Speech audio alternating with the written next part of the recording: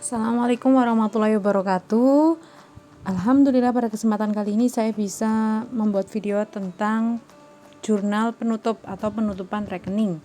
Pada materi kali ini kita akan membahas mengenai apa itu jurnal penutup, pengertiannya, tujuannya, manfaatnya, serta bagaimana proses untuk melakukan jurnal penutup tersebut.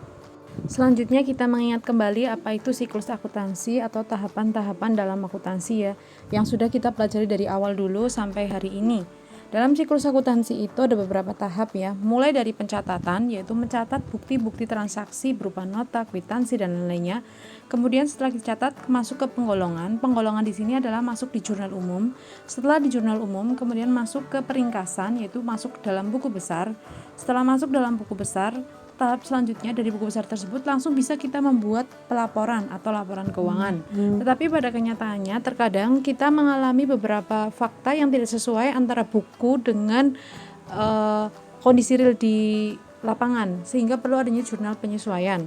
Nah, pada tahap ini dilakukanlah awal berupa neraca saldo yang merupakan ringkasan dari buku besar. Jadi buku besar kas, buku besar apa itu disatukan dalam ringkasan neraca saldo.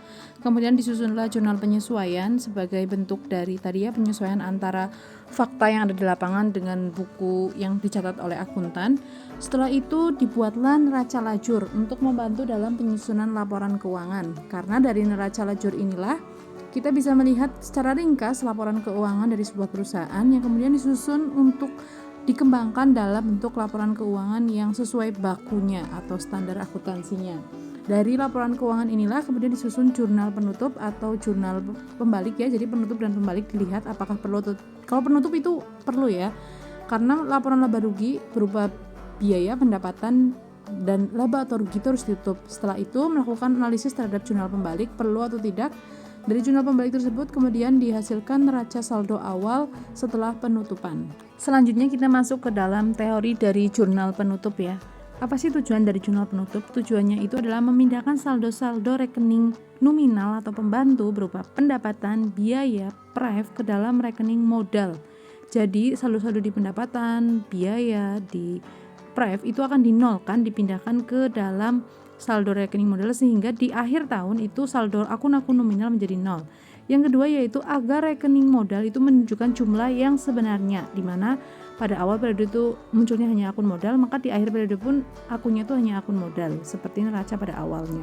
Selanjutnya kita masuk dalam fungsi jurnal penutup. Yang pertama yaitu memperjelas laba atau rugi, karena tadi diselisihkan antara pendapatan, biaya, ikhtisar laba rugi sehingga jelas mana laba mana ruginya. Yang kedua yaitu mempermudah proses pencatatan sesuai dengan awal periode perusahaan berdiri. Yang ketiga yaitu mempermudah dalam perhitungan laba atau rugi. Jadi bisa diketahui dengan jelas laba atau ruginya dilihat dari selisihnya. Selanjutnya kita masuk dalam proses penutupan buku, yaitu dengan cara memindahkan saldo-saldo pendapatan, biaya, ikhtisar laba rugi itu berupa laba atau ruginya dan rekening pref ke dalam akun lawannya. Jadi dia normalnya misalnya di debit, maka pindahkan dia di kredit, di mana pasangannya itu adalah ikhtisar laba rugi. Nanti akan terlihat lebih jelas di pemostingan jurnalnya ya, di mana kita bisa lihat yang pertama yaitu untuk menutup pendapatan. Kita bisa melihat di sini untuk menutup pendapatan yang awalnya dia ada di kredit, kemudian kita tutup sehingga dia akan muncul di debit, di mana pasangan kreditnya adalah ikhtisar laba rugi. Selanjutnya kita menutup akun biaya, di mana biaya itu adalah awalnya ada di debit, kita tutup, dia akan pindah menjadi di kredit. Jadi tutup itu maksudnya dinolkan, dia akan menjadi di kredit, di mana biaya di kredit, maka debitnya itu apa? Debitnya menjadi ikhtisar laba rugi. Nah, selanjutnya kita menutup pada akun laba atau ruginya. Jadi ketika di laporan laba rugi itu kan terlihat jelas dia laba atau rugi. Nah, ketika dia laba, maka penutupannya akan berbeda ketika dia rugi. Nah, untuk kondisi ketika dia laba bisa terlihat jelas di slide ini ya. Di sini bisa dilihat ya, ketika laba, maka ikhtisar laba ruginya itu tadinya dia ada di kredit, dia dipindah ke debit dengan pasangannya itu dinolkannya dengan akun modal. Sebaliknya ketika rugi, ikhtisar laba rugi itu tadinya dia posisi di debit, dia dipindah ke kredit. Nah, pasangannya di debit menjadi apa? Menjadi modal. Jadi mengenolkan saldo laba dan mengenalkan saldo rugi dengan pasangannya, yaitu akun modal. Selanjutnya yaitu menutup akun pref, yaitu berupa modal dan pref yang ditutup dengan cara prefnya yang tadinya di debit jadi di kredit, kemudian pasangannya adalah modal. Ayat jurnal penutup intinya itu adalah menutup akun perkiraan pendapatan, biaya, ikhtisar laba rugi dan pref yang dibuat pada akhir periode. Selanjutnya kita masuk ke dalam jurnal penutup perusahaan dan perseorangan. Perusahaan perseorangan dengan perusahaan persekutuan itu berbeda. Berbedanya di mana? Di akhirnya, yaitu pada penutupan ikhtisar laba ruginya itu dia nanti ditutupnya di akun mana. Kalau dia perseorangan ditutup di akun rekening modal pemilik. Tetapi kalau dia persekutuan, dia akan ditutup di akun rekening laba ditahan.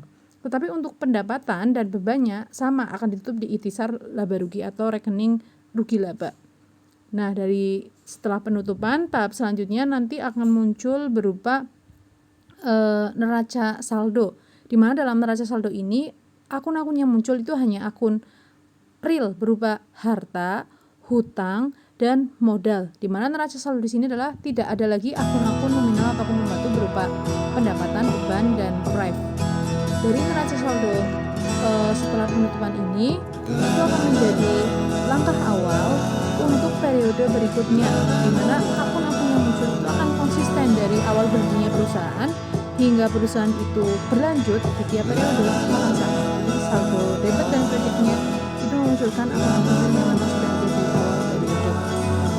Demikian materi pada hari ini tentang jurnal penutup. Semoga bermanfaat. Assalamualaikum warahmatullahi wabarakatuh.